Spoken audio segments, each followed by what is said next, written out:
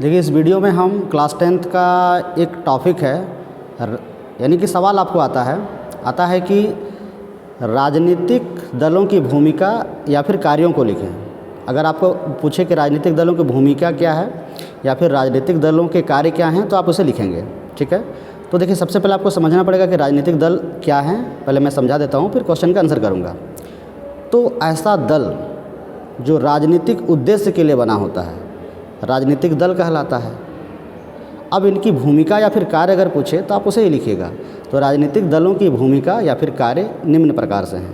पहली बात, कोई भी राजनीतिक दल का पहला कार्य या भूमिका होता है चुनाव लड़ना, यानी कि राजनीतिक दल अपने प्रतिनिधि को चुनाव में लड़वाते हैं, यानी कि अपना उम्मीदवार उतारते हैं चुनाव में।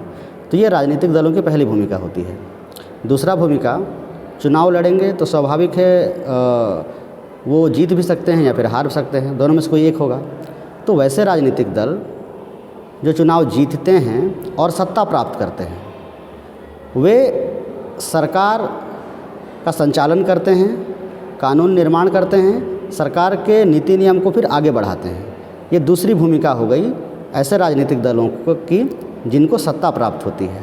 अब तीसरा नंबर पॉइंट क्या है कि ऐसे कुछ राजनीतिक दल हैं जिनको वो चुनाव तो जीते हैं परंतु सत्ता प्राप्त नहीं कर पाए हैं, तो वो सदन में विपक्ष के रूप में उनकी भूमिका रहती है।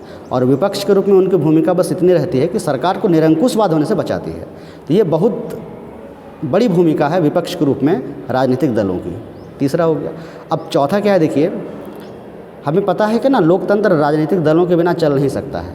तो इस हिसाब से हम चौथा नंबर पॉइंट लिखेंगे, लोकतंत्र को सही दिशा में संचालित करने के लिए, लोकतंत्र के सिद्धांतों को स्थापित करने के लिए राजनीतिक दलों का होना बहुत ज़रूरी है। यानी कि राजनीतिक दल लोकतंत्र के सही संचालन में अपनी महत्वपूर्ण भूमिका निभाते हैं। तो इस तरह से आप लिख सकते हैं। ठीक है, इस वीडियो में इतना ही, फिर मिलते हैं अगले वीडियो में। धन्यवाद।